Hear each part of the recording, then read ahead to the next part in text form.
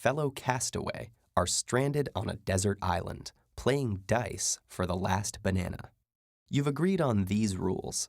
You'll roll 2 dice, and if the biggest number is 1, 2, 3, or 4, player 1 wins.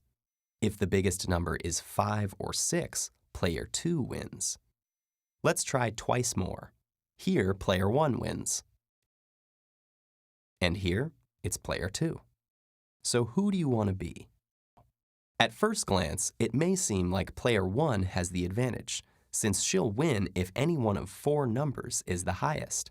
But actually, player 2 has an approximately 56% chance of winning each match.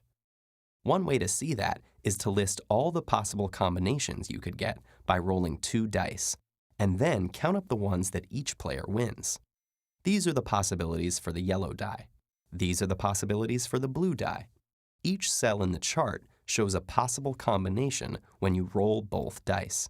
If you roll a 4 and then a 5, we'll mark a player 2 victory in this cell. A 3 and a 1 gives player 1 a victory here.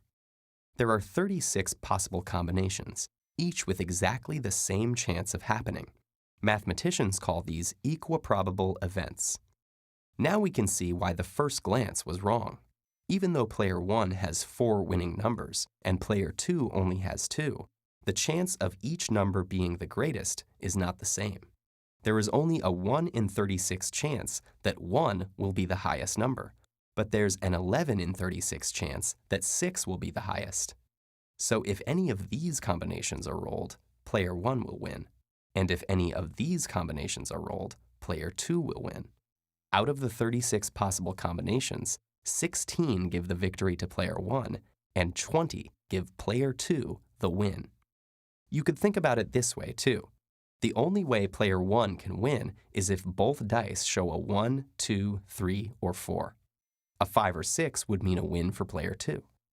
The chance of one die showing 1, 2, 3, or 4 is 4 out of 6. The result of each die roll is independent from the other, and you can calculate the joint probability of independent events by multiplying their probabilities. So the chance of getting a 1, 2, 3, or 4 on both dice is 4 out of 6 times 4 out of 6, or 16 out of 36. Because someone has to win, the chance of player 2 winning is 36 out of 36 minus 16 out of 36, or 20 out of 36. Those are the exact same probabilities we got by making our table. But this doesn't mean that player 2 will win, or even that if you played 36 games as player 2, you'd win 20 of them. That's why events like dice rolling are called random. Even though you can calculate the theoretical probability of each outcome, you might not get the expected results if you examine just a few events. But if you repeat those random events many times, the frequency of a specific outcome, like a player 2 win, will approach its theoretical probability. That value we got by writing down all the possibilities and counting up the ones for each outcome. So, if you sat on that desert island playing dice forever, player 2 would eventually win 56% of the games, and player 1 would win 44%. But by then, of course, the banana would be long gone.